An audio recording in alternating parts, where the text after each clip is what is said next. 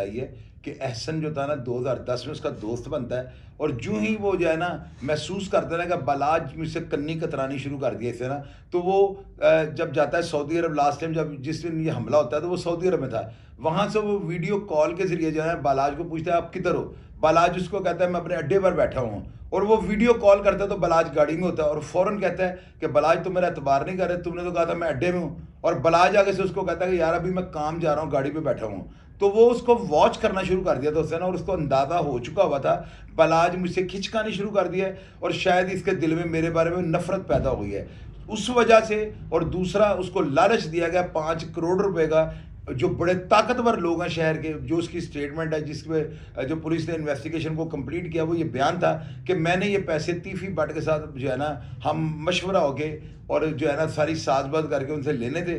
50 लाख मुझे मिला था जो पैसे लेकर मैं सऊदी अरब उम्रा करने चला गया। मैंने अल्लाह ताला के घर में खड़े होकर उसको वीडियो कॉल करके कहा है कि तुम दुआ कर लो, मैं खुदा के घर में खड़ा हूँ, और मुनाफकत की। आप देख लें वो बंदा काबू भी आ गया। और ये इसको जो फायर लगा है ना, कुछ लोग ये कह रहे हैं खुद साख्ता है, इसने पुलिस की और अदारों की तवज्जो हटाने के लिए जो है ना खुद को फायर मारा है।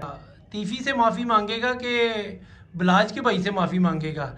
ये जो है ना एहसन, इसकी बेल तो कोर्ट इसको दे देगी, उसकी वजह यह है इसके ऊपर जुर्म को जितना मर्जी वजन डाल के पुलिस मुलव्वस कर ले, लेकिन ये जो इसकी हद तक जुर्म है ना कि जो यानी सहूलतकारी के जैसे फ़राइज़ अंजाम दिए हैं, इसमें कोर्ट जो है ना रिलीफ दे देती है। और ये अभी तक दर्जनों अफराद जो है ना वो शामिल तफ्तीश हो चुके हैं। इसमें जो हैंडलर हैं वो भी सामने आ गए हैं, जो सहूलतकार हैं वो भी सामने आ गए हैं। इस जो है ना तफ्तीश के अंदर ये हाई प्रोफाइल केस है, और इस केस को जो है ना पाकिस्तानी चैनल्स के अलावा जो है ना इंडिया के जो डिजिटल मीडिया बहुत बड़े बड़े प्लेटफॉर्म हैं वो भी रिपोर्ट कर रहे हैं। तो ऐसे केसेस में जो है ना कतई तौर पर ऐसे नहीं होता कि ऐसे केसेस में पुलिस महिला फाइटी कर जाए, हो ही नहीं सकता। मैं इस बात से इत्तफाक ही नहीं करता हूँ।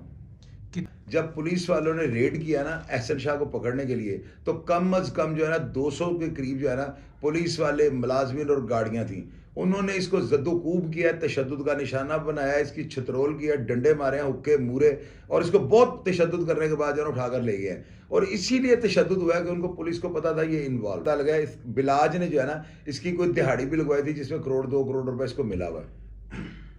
और एक होता है मुखबर, जो अपने साथी या दोस्तों की मुखबरी उनको दुश्मनों को देता है। ऐसे लोगों का अंजाम जो है तारीख भरी पड़ी है, ये कभी भी जो है ना एक इज्जत नहीं कमा सकते। हमेशा इन लोगों का अंजाम जो है ना बहुत ज़्यादा भयानक और ख़तरनाक होता है, क्योंकि अगर ये लोग फल फूल जाएँ और ये खुशहाली की ज़िंदगी गुजारें तो लोगों को तो ये एक रोल मॉडल बन जाएंगे।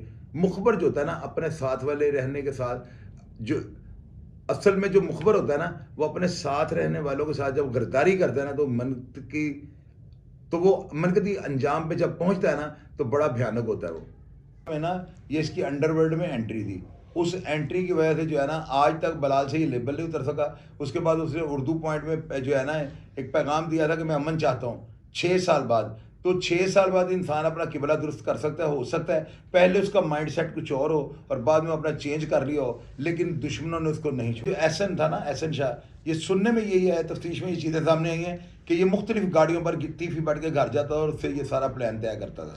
एहसन शाह सऊदी अरब से ना बालाज के साथ जाने वाले तमाम दोस्तों को फ़ोन करके जो है ना उनसे इन्फॉर्मेशन लेता था, और ये सारी बातें जो है ना उन लोगों की जब CDRA निकलवाई गई है ना, डाटे निकलवाए गए फ़ोन के, तो बालाज के मर्डर से आधा घंटा पहले मुख्तलिफ फ़ोनों पर जो है ना सऊदी अरब से कॉल्स आती रही हैं।